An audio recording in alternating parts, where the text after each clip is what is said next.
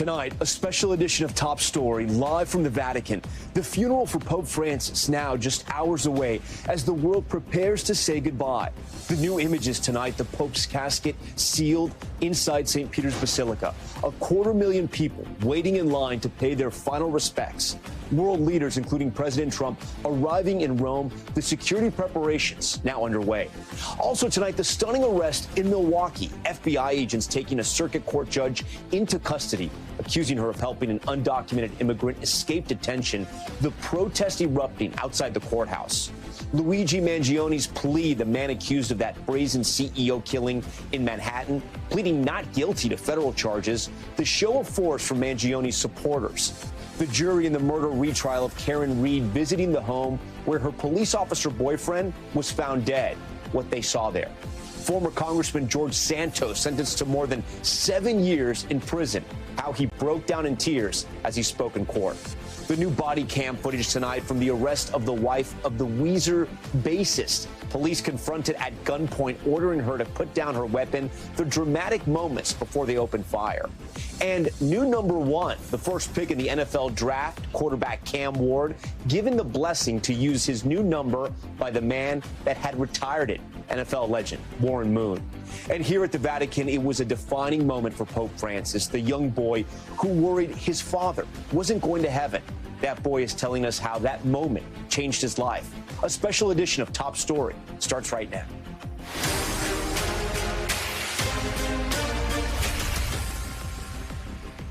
Good evening and welcome to this special edition of Top Story, reporting from the Vatican. We're now just hours away from the funeral of Pope Francis, capping a week of mourning and remembrance in this building behind me, St. Peter's Basilica. Tonight, church officials holding a solemn ceremony, placing a white cloth over the face of the Pope before sealing his casket. The moment comes after 3 days of public viewing inside the Basilica. Mourners coming from around the world waiting for hours on end just for a few seconds before the casket to pay their respects to the Holy Father. The Vatican tells us tonight over the last 3 days, roughly 250,000 people took part in that solemn procession to say goodbye. And moments ago, President Trump touching down in Rome, arriving to attend the Pope's funeral tomorrow. You see him here alongside the First Lady. And he won't be alone. 50 world leaders are expected to attend the service, including former President Biden and heads of state from the UK, France, Ukraine, and others. The Vatican estimates a crowd of 500,000 people will join them. Tonight, we are learning more about the security measures in place to protect the massive congregation tomorrow. But we begin tonight, right here at the Basilica, as the world got the chance to see Pope Francis one last time. Tonight, the next step in the ritual of saying goodbye to a pope. A white silk veil placed over Pope Francis's face, holy water sprinkled on his body, an inner lid marked with a cross, his name, and a coat of arms, and finally, the sealing of the casket. Before this moment, the Vatican saying over the last 3 days, 250,000 people have passed through. Outside, the lines so long, tensions were high. This group told it was too late, no more visitors. But then, in the spirit of Pope Francis, those shut out were let in. They ran to line up and say goodbye. Earlier, we witnessed the crowd surge. Today, on the last day of public viewing, the crowds have exploded in size. They stretch as far as the eye can see behind me. The Vatican estimating 500,000 people will come to the Pope's funeral tomorrow, including 50 world leaders. President Trump just arrived, and former President Biden, a devout Catholic, will also be there. Pope Francis's penchant for simplicity will guide the day. It's something the Archbishop of Philadelphia, Nelson Perez, says he often saw firsthand, including during a visit where he stayed in the Pope's residence. I went up to get my breakfast, and then standing next to me was the Pope, sticking something in the microwave. And it's like, this is different, right? That's the simplicity of him. He didn't change. He was the Pope, but he didn't change. No, he didn't. Greg Burke, an American, spent 5 years working closely with Pope Francis, including as his chief spokesman. Today, he said goodbye. If I can ask, what did you pray when you got to see him? Well, I prayed thanks. Just thanks for being a small part of it. And we've seen so many people who have worked with the Pope make their way here to the Vatican to share that same gratitude that they were able to be part of his mission. I want to bring in now our good friend Molly Hunter, because while tomorrow will be a day of celebration and remembrance, it will also be a giant logistical and security operation here in Rome. So, Molly, I know we're expecting hundreds of thousands of people. That number has swelled from 100,000 one day to 200,000. Now we're at 500,000. What do we know about how many people are expected here and what they're doing to make sure that everyone can watch in a safe manner? Yeah, it's going to be a hugely complex security operation. As you say, 500,000 people are expected, 300,000 in the square, about 200,000 kind of in the periphery. But so part of it is this about crowd control. But the Roman police, the Vatican police, they're very used to kind of major Vatican events. But the Roman police that I spoke with, we actually went to headquarters. They said this is extraordinary. So there are cameras all over St. Peter's Basilica, St. Peter's Square, and they described 2 layers of security. So the first layer, when people come, there will be bag checks, ID checks. Then metal detectors. There are 4,000 police, special forces, carabinieri on the ground doing kind of individual checks, plainclothes police officers as well. Helicopters will be overhead. We heard some today doing aerial surveillance. There will be snipers on rooftops as well. And there will also be an anti-drone military team deployed. So 200,000 people are going to get bag checks, go through those mags. It's going to take some time. People are going to have to get here early if they're not a VIP. But you do have people like President Trump here, former President Biden. I mean, there's going to be 50 world leaders here. I got to be honest with you. I've been surprised at times. I know you've been down there as well, of the security. I mean, I know a lot of it we can't see, but there have been so many people down there. We think it'll be a little different. We've noticed the civil servants and more police show up day by day. We've been talking about it. Like, essentially, this has been likened to the Olympics, to a U.S.-American presidential inauguration. I haven't felt that. I don't know if you have. But walking in, yes, we have press passes. We've gone through some metal detectors. But it's been kind of freedom of movement. Tomorrow, that is expected to change. As you mentioned, 50 world leaders, 130 foreign delegations. A lot of those guys coming with their own security, so that's already complicated. But Rome police say actually their biggest challenge is going to be once they leave Vatican City, once they leave St. Peter's Basilica and leave St. Peter's Square, once that procession starts, and you have to move the Pope's body on the move through the center of Rome, they say that's unprecedented, and that is their biggest concern for tomorrow. It's going to be a massive security operation, no doubt. Okay, Molly, so great having you on the show tonight. We thank you for that. And we're going to have much more from here at the Vatican in a moment. And a programming note, you can watch Pope Francis's funeral services tonight at 4 a.m. Eastern right here on NBC News Now. But for now, we're going to send you to Stephen Romo in New York in our Top Story studios with some of the other news we're watching today. Hey, Stephen. Hey, Tom, we'll check back in soon. Thanks. And back here at home, the clash between the Trump administration and the courts reached new heights today when a sitting judge was arrested in the parking lot of her own courthouse. She's accused of obstructing federal agents as they tried to arrest an undocumented immigrant. Gabe Gutierrez has those details. What do we do when immigrants are under attack? Outside a Wisconsin courthouse, tonight a dramatic escalation in the fight between the Trump administration and the courts over deportations. It is clear that FBI is politicizing this situation to make an example of her and others across the country who oppose these attacks on the judicial system.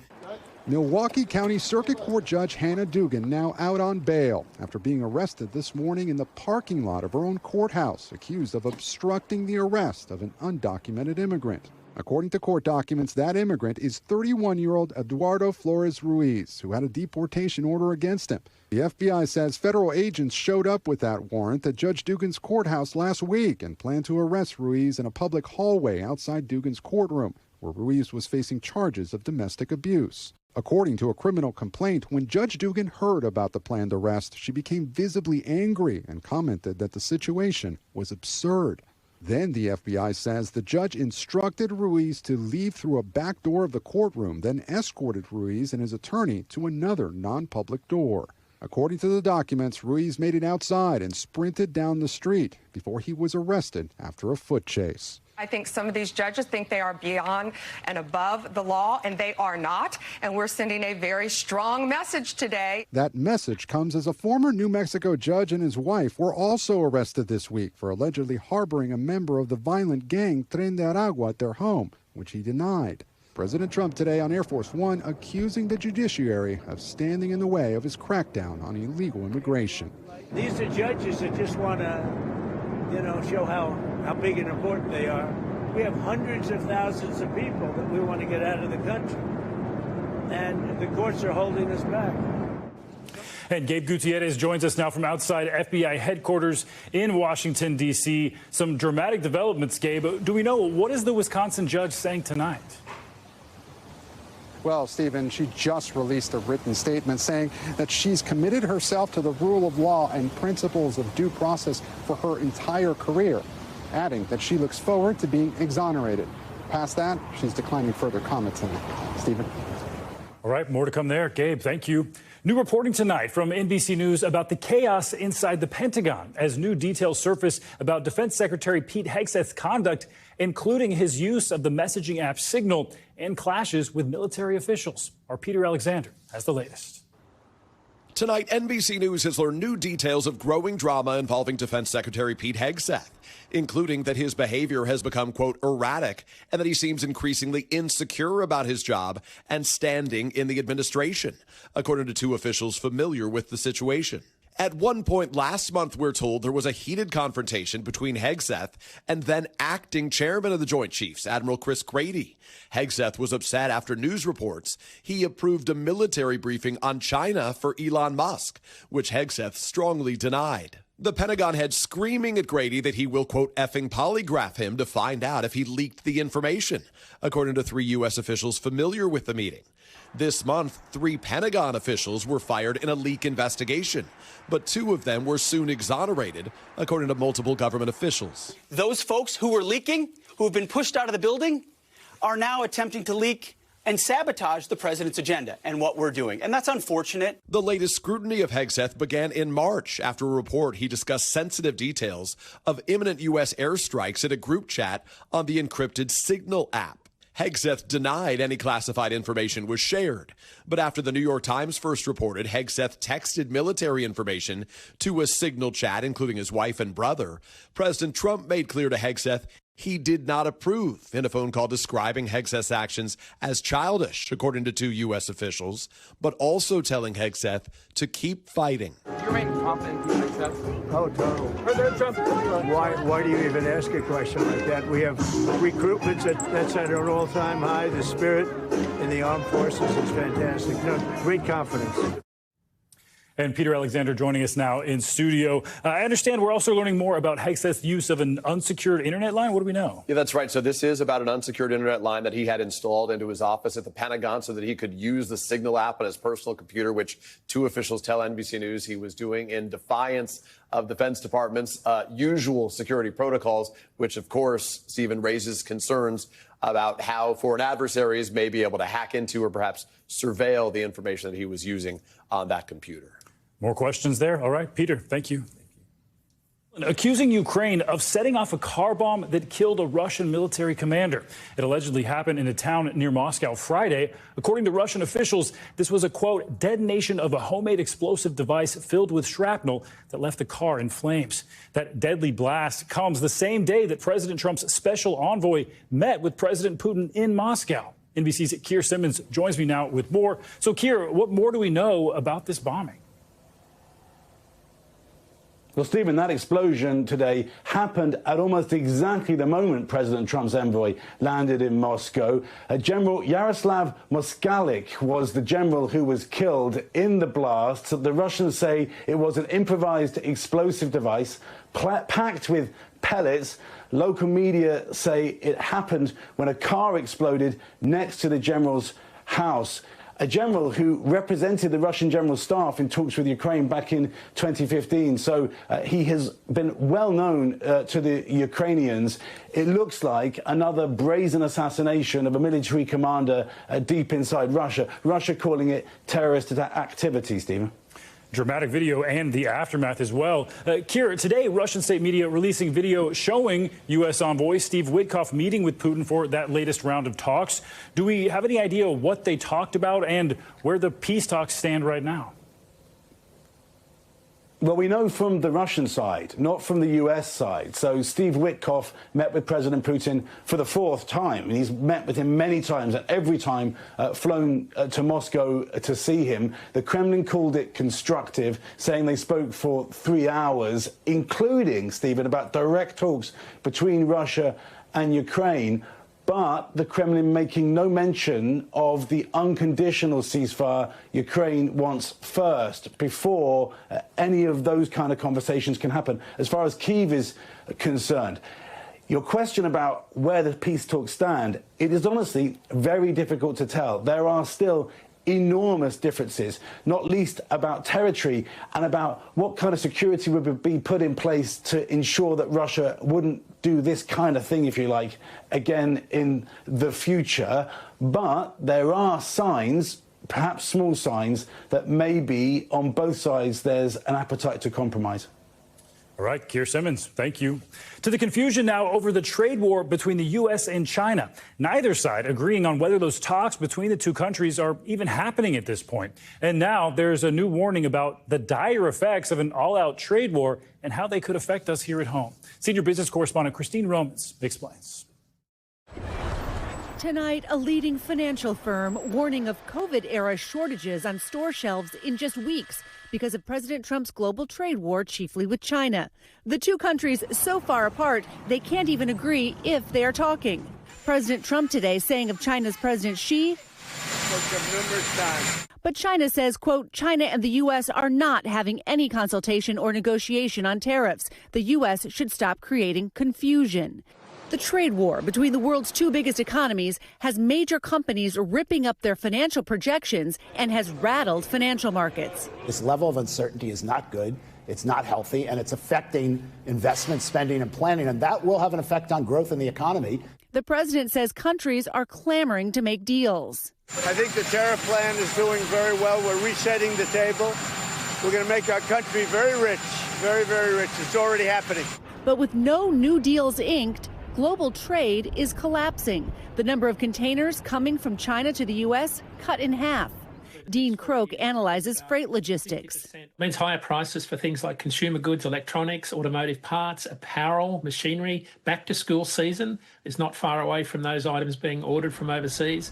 Raising prices is going to be, I think, a very common thing. Are we talking about truckers and potential job losses for the people who handle these goods? We are. It's already happening. That warning from Wall Street firm Apollo says Main Street will feel it soon. Quote, in May, we will begin to see significant layoffs in trucking, logistics, and retail, particularly in small businesses. Meantime, polls show the public souring on the president's handling of the economy. And Christine Romans joins us now in studio. And Christine, we're learning that companies like Apple already moving some of their production to the U.S. Yeah, remember in the first Trump administration, there were tariffs against China. So you saw a lot of companies start to diversify their supply chains to other places like Vietnam, Indonesia, and India. India, where the vice president was this week, of course. It's a major democracy. It's an American ally. It doesn't have a trade deal with the U.S. quite yet here, but there are reports this week, ending the week, that Apple would like to have its U.S.-made smartphones, U.S.-sold smartphones made in India by the year 2026, the company not commenting directly to us about those reports. We know you will follow those developments. Christine Romans, thank you so much. Here in New York, Luigi Mangione appearing in federal court today. The 26-year-old pleading not guilty, this time to those federal charges in connection to the murder of UnitedHealthcare CEO Brian Thompson. NBC's Sam Brock has more on what's at stake as prosecutors seek the death penalty. Inside a lower Manhattan federal courthouse where no cameras are allowed, Luigi Mangione's first court appearance in weeks, now wearing prison garb, produced this exchange with the judge, fresh off a federal indictment. How do you plead? Mangione responding, not guilty.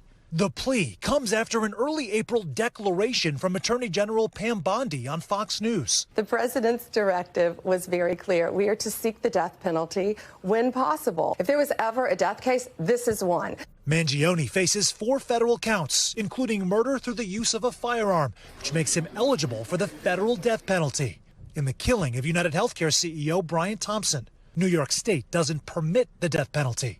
This corporate greed has got to go! But as the public support for Mangione is manifested in the form of chants and major dollars, the government argued in an intent filing overnight that his case merits capital punishment because he sought to, quote, amplify an ideological message and to provoke broad-based resistance to the victim's industry. Mangione's attorneys have called it a political stunt and today pushed back on the idea of holding his state trial before his federal trial, telling the judge constitutional issues will be impacted if we are forced to try that case first. It's going to be really tricky for them to get an impartial juror if they've already had this case litigated in the state. And Sam Brock joins us now with more. Sam, so much going on here with these dual cases. What's next in this case? Sure. So to circle our calendars for the federal case, the judge, Stephen, said that they're going to be reconvening in December with the idea for the trial to start in 2026. To offer some clarity as to why you're seeing this sort of issues of concern from Mangione's attorneys, what they are saying is that if the state case proceeds first and there is a conviction, that could prejudice the jurors or jury selection for the federal trial or could impact the federal trial once he has already been declared guilty of murder. That's their primary concern. The judge, though, today said, look, we're going to set this based on whether there is another case or not. I'm just going to act like there isn't, and this is the only case. It doesn't seem like she's particularly sympathetic to Mangione's attorney's concerns. Stephen? So many eyes on this one. All right, Sam Brock, thank you. Well, we're back in just a moment with the jury visiting the scene of the alleged murder of Karen Reed's boyfriend, the evidence they saw in person. Plus, the body camera footage just released showing the moments police shot at the wife of a Weezer band member. And George Santos back in court. New details on his tearful statement to the judge just before his sentence.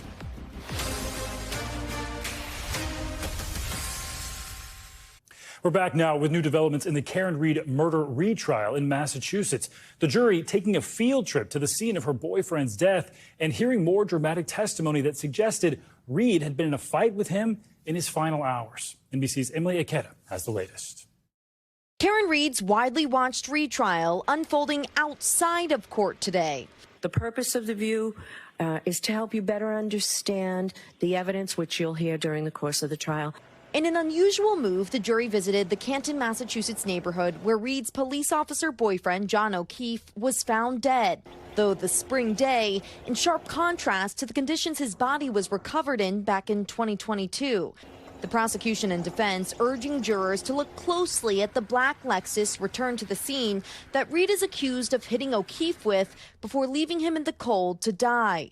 I asked you to make a note on the Lexus about the height of the bumper, and I also asked you to take note of on the top of the hatchback, there is a part that protrudes. The defense also pointing jurors' attention to the size of the home's front lawn that at the time belonged to a police officer. Consider the distance between that second floor front window and the front lawn. Reed's attorneys argue O'Keefe was not hit by a car, but injured by someone else indoors and then moved into the cold. Reed opting not to join the jury on their visit to the crime scene today. I don't ever want to go back to 34 Fairview. Back in court, more insight around what happened between the couple right before his death. After tense text exchanges between Reed and O'Keefe were read by a trooper on the stand yesterday. Sick of always arguing and fighting. It's been weekly for several months now. Today, a paramedic says Reed told him last conversation she had with her husband at the time was an argument. I didn't feel like it was my role to really find out the details on what was said. And Emily Ikeda joins us now in studio. So, Emily, we know from previous interviews that Reed said she should not have been driving the night O'Keefe's body was found. Do we know more now about her blood alcohol levels? So remember that prosecutors alleged that Reed had struck O'Keefe with her car in a drunken rage. Well, today a pathologist took the stand and said that her blood alcohol levels were slightly above the legal driving limits, and that was hours after the couple had actually been in the car and had gone to several bars. Now, the defense in their cross-examination of that witness had suggested that Reed may have had some health conditions that impacted those levels. Court will resume Monday, Stephen. All right, more to come there. Emily Ikeda, thanks so much. Well, we're back in a moment with George Santos sentenced the prison time for the former congressman convicted of fraud and his tearful statement in court. Plus, an NBC News exclusive on the ground in Iran, Richard Engel with an eye-opening look at how that country is changing and how women are defying the oppressive rules there. We'll have much more from Tom Llamas in Rome as well ahead of the Pope's funeral. Tom? Stephen, thank you. We're going to bring you the story of a little boy who asked a question of the Pope years ago that melted hearts around the world. That young boy is now a young man, and he tells us how the Pope's answer changed his life when Top Story returns from the Vatican.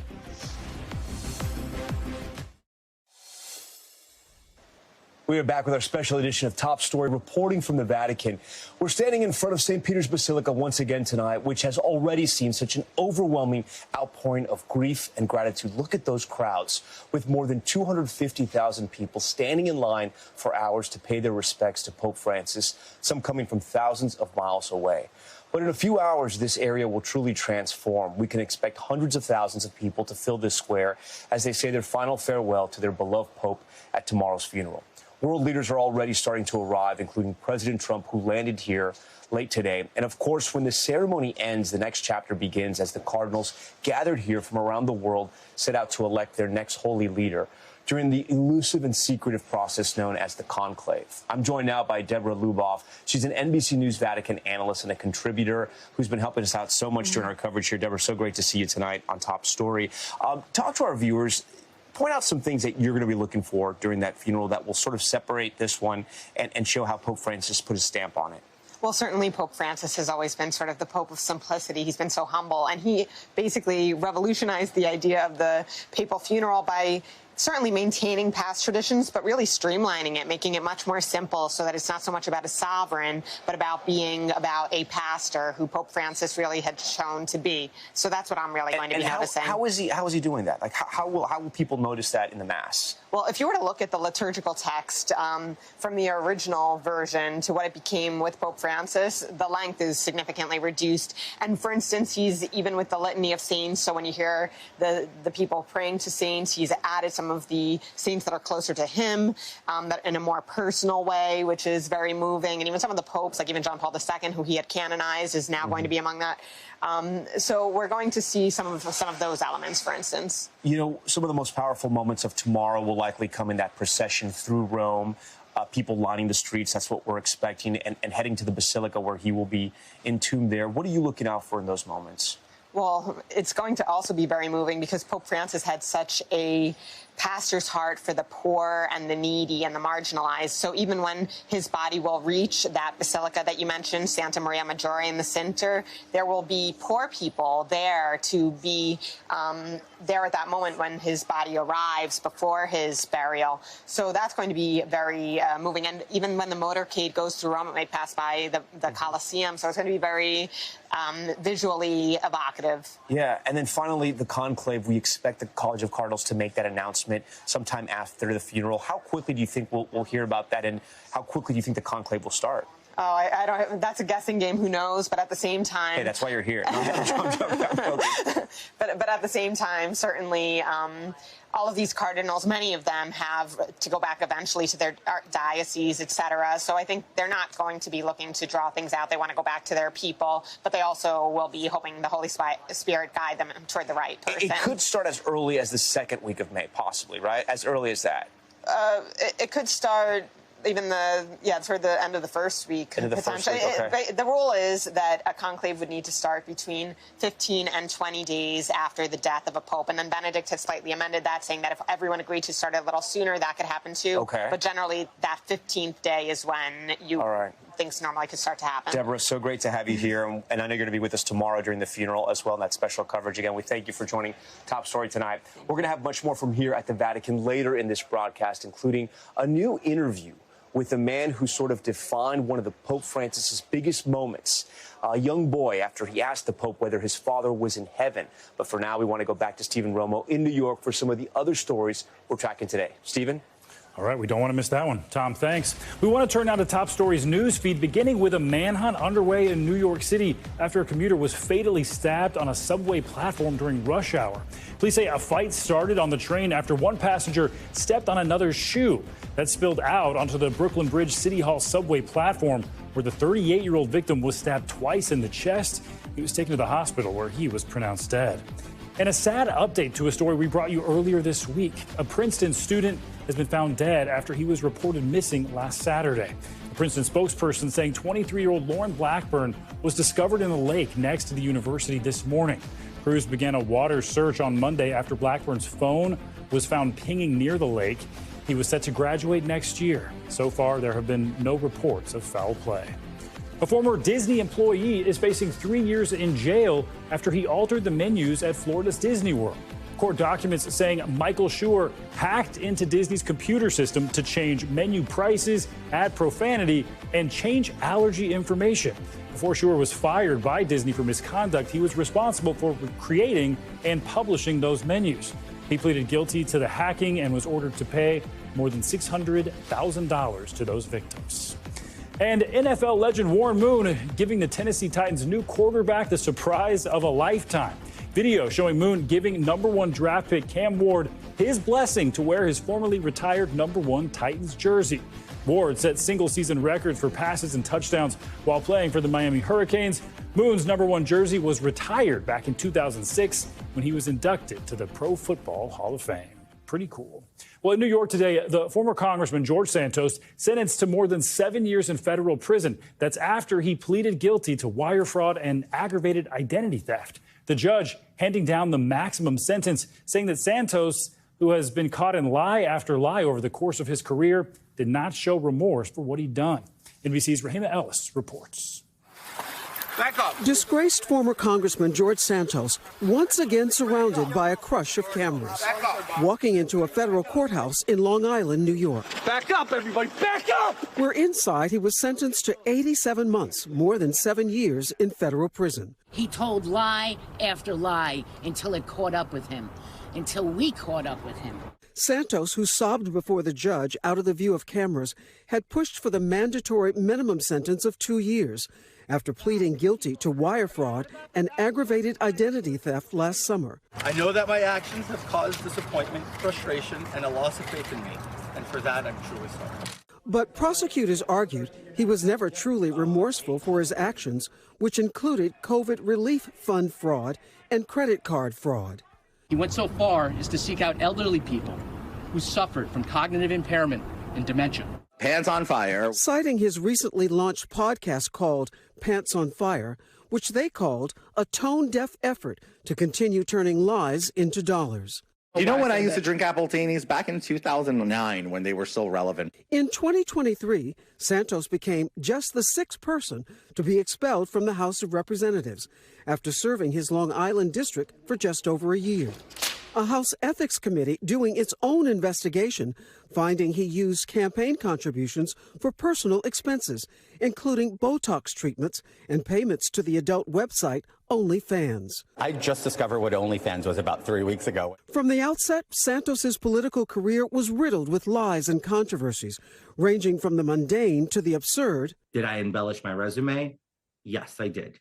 And I'm sorry. From falsely claiming his mother died in the 9/11 terror attacks. My parents were both down there the day of the attacks, and fortunately none of them passed. To waving away claims he performed as a drag queen in Brazil. I was young and I had fun at a festival. After his departure from the halls of the Capitol. My fellow Americans, it is I, George Santos, former congressman from the 3rd District of New York. Santos pivoted to selling personalized videos on the website Cameo, claiming to make hundreds of thousands of dollars in profits.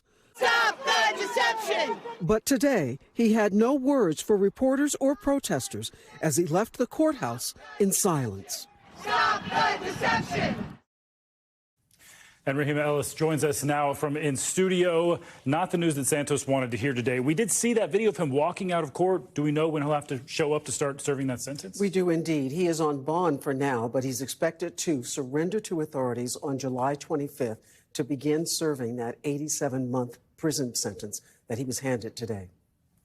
All right, Rahima, thank you. Turning now to top stories, Global Watch. Tensions escalating between India and Pakistan as soldiers briefly exchanged gunfire in the disputed Kashmir region. This comes after a mass shooting left 26 tourists dead in Indian-controlled Kashmir on Tuesday. India is blaming Pakistan for what it's calling cross-border terrorism.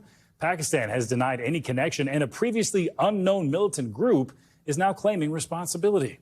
Both countries are taking retaliatory measures, including revoking visas. And Brazil's former president, Fernando Collor, is behind bars 2 years after he was convicted for corruption charges. The Supreme Court ordering him to be arrested and begin serving a prison sentence stemming from that 2023 conviction. He was found guilty of money laundering and receiving millions in dollars in bribes from a then subsidiary of a state-run oil company. Galore has sentenced to 8 years and 10 months in prison, but his lawyers had been requesting appeals since the trial. He served as president from 1990 to 1992. And the saying, one man's trash is another man's treasure, is taking on a whole new meaning, and not a good one. A Dutch town hall says they likely threw away a print by iconic artist Andy Warhol. The 1980 silkscreen of former Dutch monarch Princess Beatrix is just one of dozens of missing works. Officials say they believe the pieces were accidentally disposed of with bulky waste. And Dutch authorities say they do not expect that art will be found. Well, tomorrow begins another round of talks between the U.S. and Iran over that country's nuclear program. Tonight, our Richard Engel is the only Western reporter inside Iran. Richard has visited many times, but this time he found a country in transition in ways that may surprise most Americans. Much of the world only knows Iran for its military. Its missile strikes on Israel, its anti-American rhetoric, and strict Islamic laws. But there is another Iran few people get to see. It's difficult to gain access here, especially for journalists. Reporting visas are rare, but the view is worth it and is surprising. It's 9 a.m. and Iran's national women's hockey team is training hard. Even though this is the only rink in Tehran, the team is going from strength to strength. Last year, they won the Asian Cup. Do you think the outside world understands Iran, understands what this place is really like for women? I think they can understand, but it is one of our most important purpose to show the other countries and to show the world how much our women are capable and what they're capable of. Iranians are far more multidimensional than how they're generally portrayed. And change is happening. On the streets of the capital, Tehran, women increasingly dare not to wear the Islamic headdress or hijab. It's illegal for a woman to show her hair, but so many women are doing it, the government is doing little to stop it, at least for now. It's happening in rich and poor neighborhoods across the country. And it didn't come easily. Women protested and faced police violence until authorities relented. Iranians are seizing more personal freedoms, whether those in charge like it or not. And they're pinning their hopes that a deal with the United States on Iran's nuclear program could mean the end to sanctions that have kept Iran isolated and its economy in a prison. The Azadi Innovation Factory is known as Iran's Silicon Valley. It's full of young entrepreneurs who are working on everything from AI and fintech to web design. But for now, it's mostly just for the internal market, making it nearly impossible for startups to gain any traction. But that doesn't mean they're not trying. What is it like living in a box?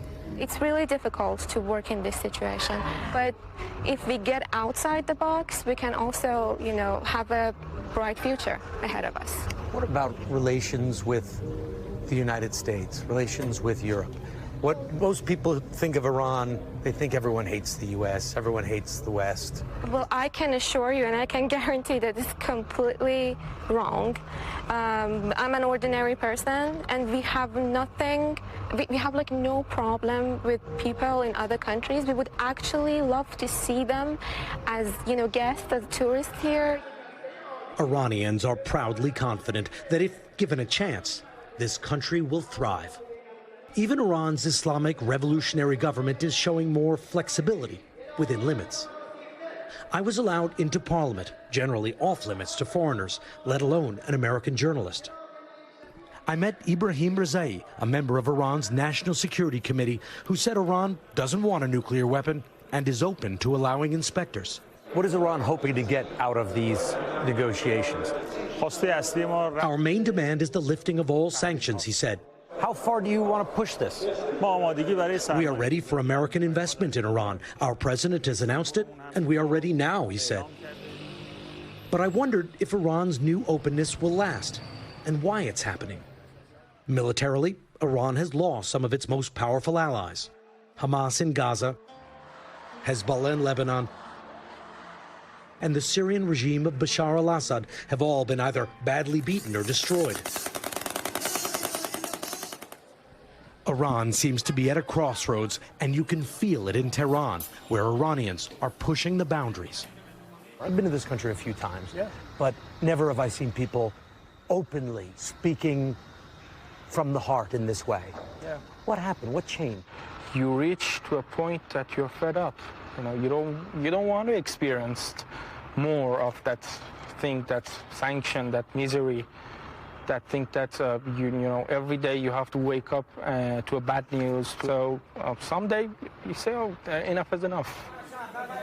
The government here wants a deal, wants more trade, and to stay in power. The question is, can it do them all at once? Richard Engel, NBC News, Tehran. When we return tonight, dramatic new footage of that wild scene in L.A. Police standing off with the wife of a Weezer band member, why they opened fire on her. Plus, we'll take you back to Tom Llamas at the Vatican and the boy behind this life-changing moment with Pope Francis.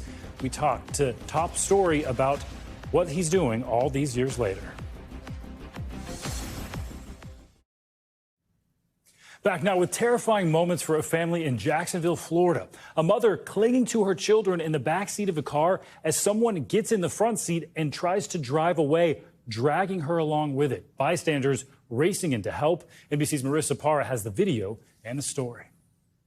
These are the moments a mother and her children narrowly escaped with their lives thanks to strangers who jumped in. Police in Jacksonville, Florida, out with new video they say shows a group of Good Samaritans stepping in to stop a man from driving off with this woman's children after a violent domestic dispute. The video blurred by police to conceal the identities of minors. You can see the moment two bystanders realize something is wrong. The car speeding away with the woman's legs dangling out the open door. They appear to yell at the driver to stop, and within moments, a crowd of people descend from every angle, forcing the car to come to a halt. The group helping the mother and her children out of the vehicle. The driver seen getting out of the car to yell at the crowd before getting back in and driving away. But later that day, officers from the Jacksonville Sheriff's Office catch up with him.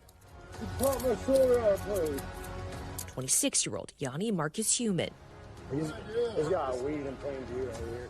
Police say they found marijuana in his car, along with 2 magazines of .45 caliber ammunition. He's charged with 5 counts, including child neglect and false imprisonment, both felonies. According to the police affidavit, the incident began with a domestic dispute when Human and the victim, who were in a relationship, were driving to the DMV. The affidavit says that he hit her in the face while driving and became even more enraged when they arrived late to their appointment. She tried to get out of the car with her children, just 6 months and 2 years old. That's when Human grabbed her and tried to drive away, dragging her and one of the children through the parking lot. Human has pled not guilty to all charges and is out on bond before a pretrial hearing next week. A potential tragedy averted by bystanders who didn't stand by. Marissa Parra, NBC News. Now to the new images of the shooting involving Los Angeles police and the wife of a Weezer band member. Surveillance video, body camera footage, and 911 calls show how the bizarre confrontation unfolded as police searched for a hit-and-run suspect in a totally unrelated case. NBC's Dana Griffin has this report. Drop the gun! You're gonna get shot! Tonight, newly released footage showing the heart-pounding standoff between Los Angeles police. It's the police! Drop the gun! And Jillian Schreiner, a best-selling author and wife of Weezer bassist Scott Schreiner. Is there another entryway? The confrontation unfolded last month in her Los Angeles backyard. Shots fired, shots fired. As officers were in the neighborhood searching for suspects involved in an unrelated hit and run on a nearby freeway. One of those suspects seen here running through backyards. Look as surveillance video released by LAPD captures Schreiner walking in her backyard, a gun in her right hand. Put it down on the ground! For several minutes, officers yell from behind a fence. Yeah, put the gun down, okay? Repeating commands to drop the weapon. Hey, she just pointed it. Not at us, but she just lifted it up. Instead, in this video, zoomed in and annotated by police, they say she racked the gun, pointed at them, and fired. Oh, she racked it? Police fire several rounds, hitting Schreiner, who appears to calmly walk away from the officers. Police say this 911 call was placed after the shooting. She says there were 3 men and one of them shot her, and the cops are looking for him right now. Police have not identified the two people speaking to the dispatcher. I had my gun. Okay. And he said, put down that gun, put down that gun. I said, put down your gun. Oh, and okay. then he shot me. Police say Schreiner surrendered to officers an hour later. She's seen in this body camera footage lying face down in the middle of the street, arms stretched out wide. She's injured but alive. She shot on her arm. Do you want to cuff her? Officers approach and handcuff her. Put your other hand in your back. 2 officers fired those rounds, hitting Schreiner in the shoulder, police say. No one else was hurt. The 51-year-old was treated at a hospital and booked on suspicion of attempted murder of an officer. And Dana Griffin joins us now from Los Angeles. Dana, we're also getting news about the physical evidence police allegedly recovered at the scene. What are we learning? Yeah, so Stephen, investigators say they recovered a Glock 9mm handgun Schreiner was armed with, as well as a spent casing you see here on your screen. Jail records show that Schreiner posted a $1 million bond and is due in court April 30th. So far, no criminal charges have been filed by prosecutors who are still reviewing the evidence in this case. Schreiner's manager telling NBC News she has no comment at this time. Stephen? Reporting for us, Dana Griffin, thank you. When we return, we take you back to the Vatican and the moment with Pope Francis that inspired the world. We speak to the young boy at the center of it. And we're back now here outside the Vatican with Pope Francis's funeral now just hours away. Hundreds of thousands have passed through St. Peter's Basilica to pay their respects and remember the pontiff. And since the Pope's death, a moment from years ago has been shared around the globe once again. It involves the Pope, a young boy, and a simple question. That young boy is now a young man, and our Ann Thompson spoke to him today. At an ordinary parish in Rome, far from the grandeur of the Vatican, 8-year-old Emanuele Balderi was scared and emotional. Mourning his father, he had a question only Pope Francis could answer. I asked him whether he was in hell or in heaven, because he didn't believe in God. But I think he was a good man. Today, at the same cement soccer pitch in Rome, I was right there, where the Pope called to him Vieni. And embraced him as he whispered the question, the now 16-year-old says it was like talking to his grandfather. He tried to comfort me, to make the weight feel easier on me. Did it change your life? It did change my life. It made my faith stronger. Francis told the boy, even if his father didn't believe, because he had had his children baptized, it was enough. As Emanuele wept, Francis asked the crowd if God would abandon his father. The Pope said, Emanuele, you have your answer. Emanuele never saw Francis again, although he heard from others that the Pope asked about him. I think of him as a gentle person who wasn't afraid to act. An act and answer that changed this life forever. Ann Thompson joins us now here at the Vatican. Ann, what an interview. And I got to tell you, watching that interview and growing up Catholic and obviously spending a lot of time in Mass, a lot of times it can be fire and brimstone, right? You were constantly reminded you have to repent for your sins. But here in this moment, is it fair to say it was a defining moment for Pope Francis? You saw him as somebody who was not going to judge someone who was going to heal this little boy and help him out. I think more than a defining moment, it was a typical moment in the Francis papacy. I've traveled with him all around the world, and I've seen this time and time again, especially when it comes to children. And Emanuele believed, just like an 8-year-old, that his father, because he was an atheist, that he was going to burn in hell, and he knew his father was a good man. And Pope Francis treated him like an equal, he said. He said, I never felt like I was talking to the head of the Catholic Church. I felt like I was talking to a friend. Right. And explained very clearly that because his father loved him, and though he didn't believe in the Catholic faith, he had Emanuele and his brothers and sister baptized. And that act, as Pope Francis told him, was harder for a non-believer than a believer. And God has a father's heart, he told them, and no father would abandon his child. And his father, I like to think today that maybe Emanuele's father is talking to Pope Francis in heaven. What a beautiful sight and vision to think about as we wrap up our show tonight. But I hope so too, Ann. Yeah. We thank you so much, Ann, for that. And we thank you for watching this special edition of Top Story live from the Vatican. A reminder that our coverage of Pope Francis's funeral starts tonight at 4 a.m. Eastern right here on NBC News Now. I'm Tom Llamas. Stay right there. More news now on the way. Thanks for watching. Stay updated about breaking news and top stories on the NBC News app or follow us on social media.